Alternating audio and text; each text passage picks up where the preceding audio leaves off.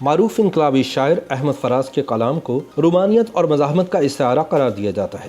ان کی شاعری میں رومان کی علامتوں سے لے کر مزاحمت کے استعاروں تک، ہجر کے مراحل سے وطن پرستی کی فکری اساس تک معنویت کے کئی در واہ ہوتے تھے۔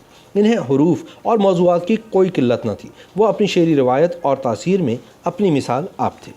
احمد فراز جہاں رومانوی شاعری میں نوجوان نسل میں مقبول تھے، وہیں عامر ضیاء الحق کے دور اقتدار میں مزاحمتی خیالات اور شاعری کی وجہ سے اپنے معاصر شعراء میں منفرد مقام رکھتے تھے۔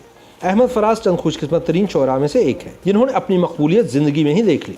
وفاقی وزیر برائے اطلاعات و نشریات شبلی فراز کے والد احمد فراز کا اصل نام سید احمد شاہ تھا اور وہ آغا محمد شاہبر کوہاٹی کے ہاں 14 جنوری سن 1931 میں پیدا ہوئے۔ ان کے والد اردو اور فارسی کے روایت پسند شاعر تھے، لہذا شاعری انہیں ورثے میں ملی۔ 5-6 برس کی عمر میں پہلا شعر اس وقت کہا جب ان کے والد عید کے موقع پر احمد شاہ اور ان کے بڑے بھائی مسعود شاہ کے لیے کپڑے خرید کر لائے۔ احمد شاہ کو بھائی کے مقابلے میں اپنے کپڑے پسند نہیں آئے تو اس کا شعری اظہار یوں کیا: لائے ہیں سب کے لیے کپڑے سیل سے، لائے ہیں میرے لیے کپڑے جیل سے۔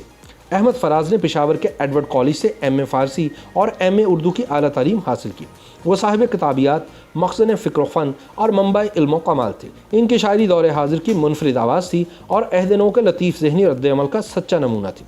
انہوں نے اپنا کریئر ریڈیو پاکستان پشاور میں اسکرپٹ رائٹر کے طور پر شروع کیا۔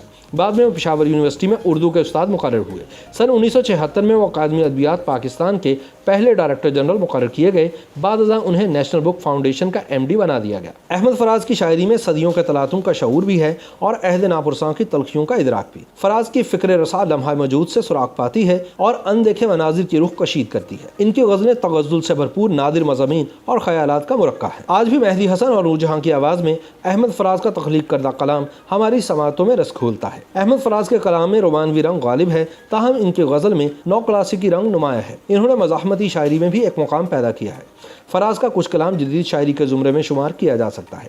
فیض احمد فیض کے برعکس ان کی شاعری مغربی زبانوں کی شاعری کی بجائے اردو اور فارسی کی خوشبو سے آراستہ ہے۔ ان کی غزلیں سودا، میر مصطفی، آتش اور مرزا غالب کے اسالیب کے پابند ہیں، لیکن انہوں نے اساتذہ کی پیروی کرتے ہوئے اپنا جداگانہ تشخص بھی برقرار رکھا۔ احمد فراز کو ایک عرصے تک کبھی نوجوانوں کا شاعر قرار دیا جاتا رہا اور کبھی لڑکیوں کا پسندیدہ۔ ان کی شاعری پڑھ کر اندازہ ہوتا ہے کہ ان کی تمام عمر محبتوں میں گزری ہے۔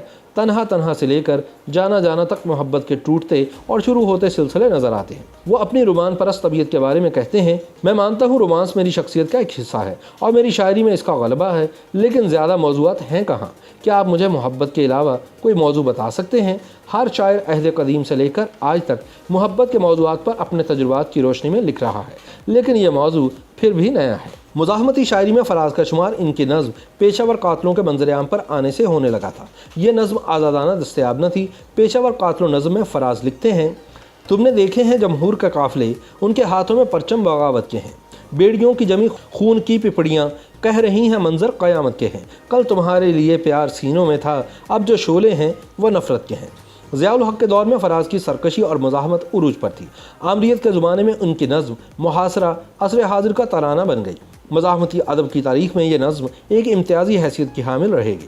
ضیاء الحق کے دور میں ہی انہوں نے خود ساختہ جلاوطنی اختیار کی، لندن کی سڑکوں پر وطن کے گلی کوچے یاد کرتے رہے۔ پرویز مشرف کے دور میں ملنے والے سرکاری اعزاز ہلال امتیاز کو بھی واپس کر دیا۔ احمد فراز نے حق بات کہنے میں کبھی پسپائی اختیار نہ کی۔ انہیں ملنے والے دیگر اعزازات میں آدمجی ادبی انعام، کمال فن ایوارڈ اور ستارہ امتیاز شامل ہیں۔ جامعہ کراچی نے انہیں پی ایچ ڈی کے اعزازی سند بھی عطا کی تھی۔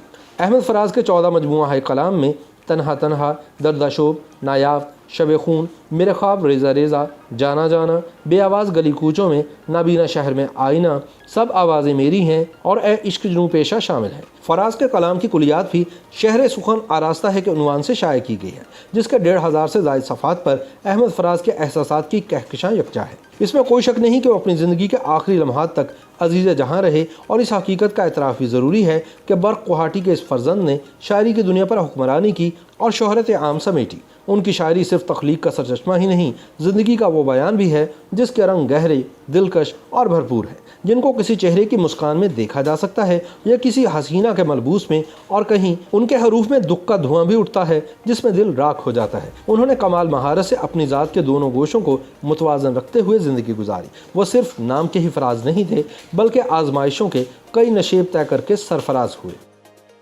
YouTube पर गूगली न्यूज देखने के लिए youtube.com की सर्च बार में गूगली न्यूज टीवी टाइप करें। गूगली न्यूज के पेज पर सुर्ख रंग के सब्सक्रिप्शन वाले बटन पर क्लिक करना ना भूलिए। YouTube पेज पर अपलोड होने वाली वीडियोस से बाखबर रहने के लिए बेल आइकन पर क्लिक कीजिए। आपको हर नई वीडियो के बारे में नोटिफिकेशन मौसूल हो जाएगा।